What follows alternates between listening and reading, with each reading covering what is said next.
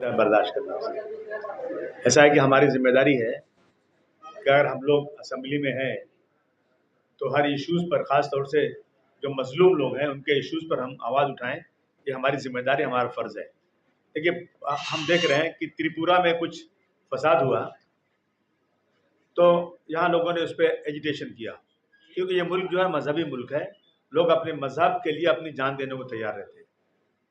तो अमरावती में लोग सड़क पर उतरे, बहुत सारे जेल में भेज दिए गए और 307 का केस लगा और कई सौ लोग जेल में पड़े रहे। मालेगांव में लोग निकले तो जिन जिन रास्तों से गुजरा उनका एजिटेशन हर पुलिस स्टेशन में उनके खिलाफ केस हुआ और साल भर वो लोग 307 के केस में अंदर पड़े रहे। इसी तरह से अगर पाकिस्तान में नहीं मालूम कि सही या गलत है, हम अपनी आंखों से नहीं देख रहे हैं, लेकिन अगर पाकिस्तान में किसी हिंदू के साथ कुछ होता है तो उनके लोग यहाँ हिंदुस्तान के अंदर उसका ज़बरदस्त तरीके से उसका जो है उस पर एजिटेशन करते हैं, आंदोलन करते हैं। बांग्लादेश में कुछ होता है, मंदिरों के साथ कुछ कोई करता है तो एजिटेशन होता है। ये बिल्कुल स्वाभाविक है। तो हम देख रहे हैं कि हमारे मजहब के साथ लगातार नाइंसाफ़ी हो रही है। अगर एक साधु, क्या नाम उसका, राम, जो हुजूर सल्लल्लाहु अलैहि वसल्लम के खिलाफ बोला, नरसिम्हानंद, तो हमारा मुख्यमंत्री कहता है कि आप फिक्र मत कीजिए, मैं आपके साथ में हूं। इसी मुल्क में चाहे कांग्रेस की सरकार रही हो, चाहे कोई भी सरकार रही हो, सलमान रुश्दी, तस्लीमा नसरीन खुलेआम इस्लाम के खिलाफ ऐसे ऐसे गलीज अल्फाज इस्तेमाल करते हैं, लेकिन उनको रेड कारपेट बिछा के दी जाती है, उनके खिलाफ कोई काम कुछ होता नहीं। अगर हमारी तरफ से किसी ने कुछ कह दिया ना तो उसको उसी दिन जेल होती है और बगैर चोट लगे सिर्फ पत्थर चलता है तो 307 लगता है। मैंने कितनी बार मुख्यमंत्री, चाहे कांग्रेस के रहे हो चाहे इनके रहे हो, दसियों बार मैंने जाकर के रिक्वेस्ट करके कहा बैठ करके सामने, सर एक कानून ऐसा बना दीजिए। मैं गारंटी से कहता हूं कि महाराष्ट्र का 70 से 75% लॉ एंड ऑर्डर सुधर जाएगा। सिर्फ इतना करना है, किसी मजहब के खिलाफ, किसी मजहबी किताब के खिलाफ, किसी मजहबी लीडर के खिलाफ कोई गलत बात बोलता है तो ये कानून बना दिए, लेकिन सरकारें सुनने को तैयार नहीं है। इसलिए ये बिल लाया गया और अभी रिजवान भाई ने जो समझाया है, मैं अखिलेश जी से बात करूंगा। अखिलेश भाई, पार्लियामेंट भी एक बिल ऐसी पेश करने की कोशिश कीजिए, देखते हैं क्या होता है। हम उससे बात करेंगे, हम जाएंगे, उससे बात करेंगे अच्छी तरह से। और कर्नाटक में कांग्रेस की सरकार है, कर्नाटक में कांग्रेस ने इस बिल को पेश कर दिया है, राह हमवार है, थोड़ा कोशिश करेंगे, शायद कोशिश करना जरूरी है, बाकी आगे अल्लाह मालिक है। और हम लोग के बीच में ये भी करना चाहिए, अगर रिजवान भाई आप बोले कि जितने MLA 288 हैं ना, उन सबसे मिल के उनको ज़रा राह हमवार की जाए कि जब ये कभी बिल आए तो आप सपोर्ट करें तो शायद ये बिल पास भी हो जाए। ये भी करना चाहिए हम लोग को। मैं बहुत शुक्रिया अदा करना चाहता हूँ हमारे प्रिंसिपल इमरान साहब, माशाल्लाह आपने स्कूल बहुत अच्छा चलाया, मैं आपको बहुत मुबारकबाद पेश करना चाहता हूँ और इंशाल्लाह इस तरह से आपका कारोबार बढ़ता रहेगा। बहुत बहुत शुक्रिया। प्रेस वाले क्वेश्चन आंसर सिर्फ प्रेस वाले करेंगे, कोई और नहीं।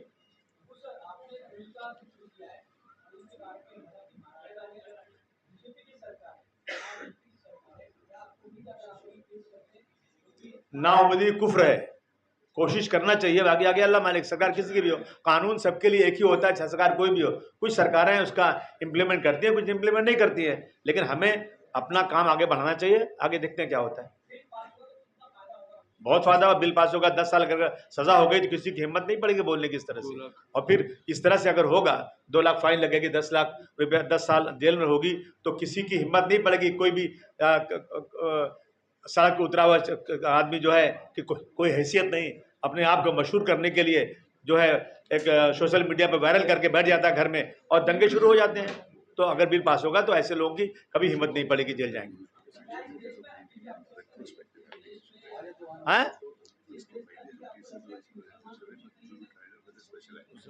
मुसलमान हिंदुस्तान में सुरक्षित बिल्कुल नहीं है और लगता है कि इस देश में मुसलमान होना आज गुनाह हो गया है। हर मसले में मुसलमानों के साथ ज्यादती हो रही, खुलेआम हो रही है। कानून कुछ नहीं कर रहा है। एक आदमी खुलेआम कहता है मस्जिद में घुस के मारूंगा, हम जाके उनको वीडियो दिखाते हैं, उस पर केस करने को तैयार नहीं। एक आदमी जाकर दरगाह तोड़ रहा है और हम कह रहे हैं कि ये कई हजारों साल से दरगाह मुसलमानों की है, कुछ इस पर कार्रवाई करने को तैयार नहीं। और अगर मुसलमान रजिस्ट्रेशन करता है तो बगैर चोट लगे 307 के केसेस मुसलमानों पे लगातार हो रहे हैं। मस्जिद के सामने आकर के आप नगाड़ा बजाएंगे और हम मस्जिद के लोग कहेंगे भाई अजान हो रही प्लीज बंद कर दीजिए, तो मस्जिद पे घुस करके आप मस्जिद के गुंबद पर झंडा लगा देंगे और इमाम साहब ने कोई रिक्वेस्ट किया तो कुरान शरीफ नौजुबिल्ला जला देंगे आप। ये एक देश है क्या? जंगल राज चल रहा है। इसलिए हम लोगों को कोशिश तो करना चाहिए।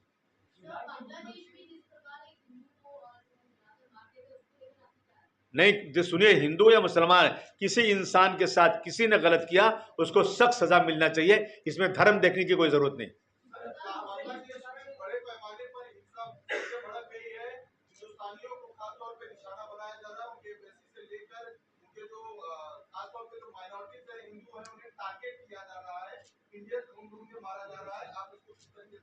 कहीं भी किसी के साथ ज्यादती हो, हमें उसकी निंदा करना चाहिए, लेकिन मेरे मुल्क में जो हो रहा है पहले उसकी निंदा तो कर लूं। मैं जहां रहता हूं, मैं जो मेरा मुल्क है, जिसमें मुसलमानों ने आज़ादी की लड़ाई में बड़ी कुर्बानियां दी हैं, मुसलमान आज तक कभी उसने गद्दारी देश से नहीं की है। ये पूरी हिस्ट्री भरी हुई इससे है, और उन मुसलमानों को आज गद्दार कहा जा रहा है। ये मुल्क आज़ाद हुआ था तो मुसलमान, जब हिंदुस्तान पाकिस्तान बना था, मुसलमान पाकिस्तान जा रहा था, लेकिन उसको वादा किया गया था कि इस मुल्क में तुमको मदद नहीं, तुमको तुम्हारा हक दिया जाएगा। कौन सा हक मिल रहा है हमको आज?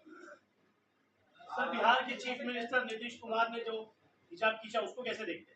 मैं बहुत ही गलत तरीके से जो उन्होंने किया ना, उसकी खुली निंदा करना चाहता हूं। एक आदमी मुख्यमंत्री होकर काम कर रहा है, उसको इसके ऊपर केस फाइल होना चाहिए।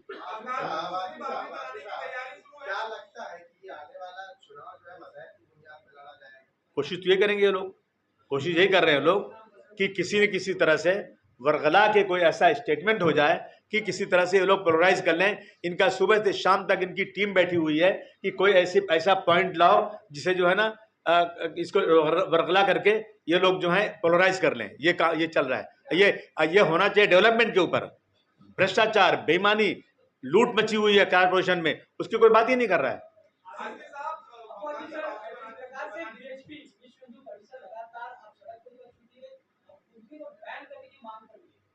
क्या बैन करने की? मैंने कहा ना कि मुसलमान होना इस मुल्क में आज जो है ना गुनाह हो गया है। ये बुरके पे बैन लगाने की बात कर रहे हैं, मुसलमान को निकाल देना चाहते हैं, मुसलमान को गद्दार बोल रहे हैं। मैं इसका क्या जवाब दूंगा?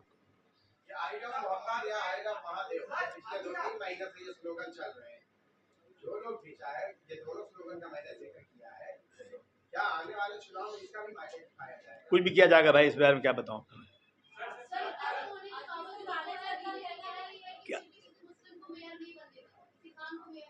हमने कभी कहा ही नहीं कोई खान को मेयर बनाओ। हम कहते हैं कोई भी मुंबई कर अच्छा इंसान मेयर बनना चाहिए, जो भ्रष्टाचार से दूर हो, जो ईमानदार हो। ये चाहते हैं मेरे मुंह से कहलवाना कि मैं कह दूं कि नहीं, जो कह रहे हैं वो मेयर बनना चाहिए। बिल्कुल नहीं, मेयर कोई अच्छा आदमी मुंबई का बनना चाहिए, बस। इसमें धर्म की कोई बात नहीं।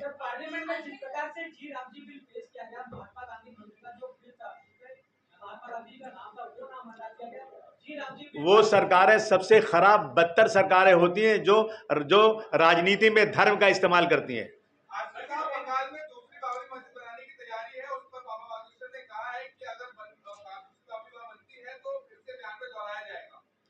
ऐसा है कि इसके ऊपर बाबरी मस्जिद दूसरी बने नहीं बने, मस्जिद बने क्या हो, इसके ऊपर हमें कोई फैसला बोलने की जरूरत नहीं है। हमारी लीडरशिप है, मुस्लिम पर्सनल लॉ बोर्ड, जमातुल उलमा, जमात इस्लामी और बहुत सारे लोग हैं, उनकी लीडरशिप, वो जो फैसला करेगी उसको हम फॉलो करेंगे।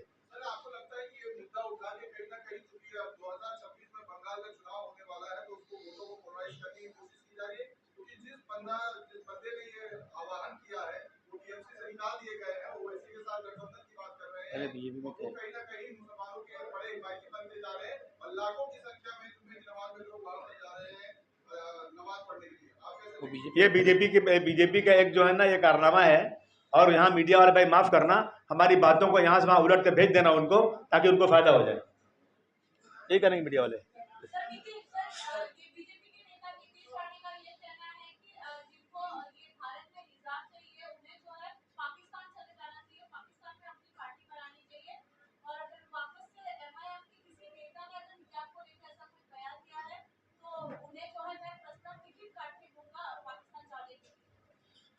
सभी का खून शामिल है यहाँ के मिट्टी में, किसी के बाप का हिंदुस्तान थोड़ी है। किस तरीके से देखते हैं, जिस तरीके से आपने बिल बनाया है, आपके पास नंबर्स नहीं है, बिल पेश करने के लिए नंबर्स लगता है, उसके बाद आपने कहा कि इस बिल को हम अखिलेश यादव को जैसे साहब ने कहा, तो इस बिल को लेके कितना फायदा होगा, कितना नुकसान होगा, इस बिल को लेके अगर बिल इंट्रोड्यूस करते हैं, अगर बिल रिजेक्ट हो जाता है तो कितना नुकसान होगा, अगर बिल पास होता है तो कितना फायदा। देखिए, ऐसा है, नुकसान फायदा कोई बिजनेस नहीं है ये कि इसमें फायदा और प्रॉफिट और लॉस देखा जाए। ऐसा है कि जो गलत है वो गलत है, सही सही। ये बिल किसी एक धर्म के लिए नहीं, पूरे मुल्क में लॉ एंड ऑर्डर को दुरुस्त चुस्त करने के लिए है। हर धर्म के बारे में बात है। मैं समझता हूँ हर धर्म के लोग इसका साथ देना चाहिए और बिल पास होना चाहिए।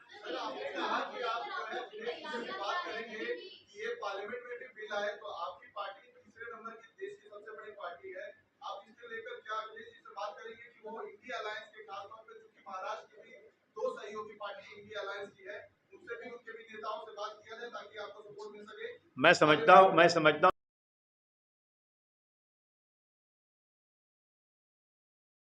करे और इसलिए कोई लड़ाई झगड़े आपस में ना हो, किसी धर्म का अपमान ना हो, किसी व्यक्ति का अपमान ना हो, तो सभी लोगों को साथ देना चाहिए।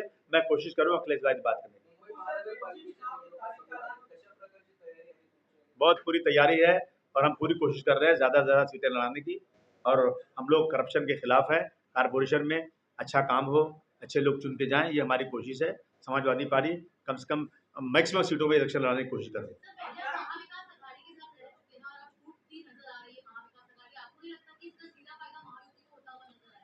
ऐसा है, दूध का जला छाछ को फूंक फूंक पीता है। हमने जब वहाँ विकास अघाड़ी में हम थे तो ये लोग कभी बात ही नहीं करते। ये लोग सीटों का बंटवारा, हम तो चाहते हैं कि वोटों का बंटवारा ना होने पाए और सब मिल के लड़ें, और ताकि सेकुलर वोट एक साथ रहे। लेकिन जो बड़ी पार्टियां सेकुलर अपने आप को कहलाती है ना, वो लोग किसी के साथ मिलकर बैठ के बात करने को तैयार नहीं। कांग्रेस जो है वंचित बहुजन आघाड़ी के साथ अलायंस की बात कर रही है, अगर कल को समाजवादी के साथ अलायंस की बात होगी तो क्या आप उस तरफ जाएंगे? नहीं, हम तो अकेले लड़ने का बात कर चुके हैं, अभी कोई जरूरत नहीं। जितने सीटों पर अच्छे उम्मीदवार मिलेंगे।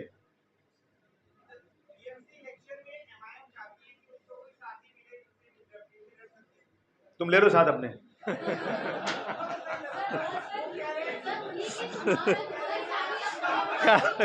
हाँ, अरे बीजेपी वाला हाँ,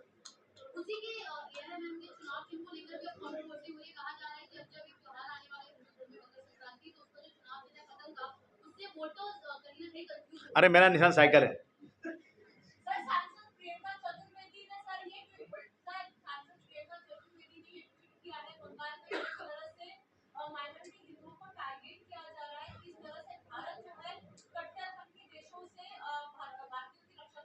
जिस देश में प्रधानमंत्री हिंदू हो, जिस देश में राष्ट्रपति हिंदू हो, जिस देश में मैक्सिमम एमएलए हिंदू हो, जिस देश में सब चीफ मिनिस्टर हिंदू हो, वहाँ हिंदुओं को टारगेट किया जा रहा है। ये मजाक की बात है। आप मानते हैं कि बांग्लादेश में हिंदुओं को टारगेट किया जा रहा है? मैं खबर पढ़ रहा हूँ, मुझे नहीं मालूम। वीडियो तो यहाँ भी बहुत आ रही है। अगर टारगेट किया जा रहा है तो बिल्कुल हम उसकी निंदा करना चाहिए। लेकिन यहाँ जो हो रहा है, क्या कर रहे हैं, यहाँ पे मुसलमान को पकड़ के नंगा करके उसको देखे मुसलमान, उसको पत्थर से मार दिया जा रहा है। उस पर निंदा करो। पहले अपना घर तो देखो, पहले अपने घर को सुधारो, बाद में दूसरा मुल्क देखो। चलिए।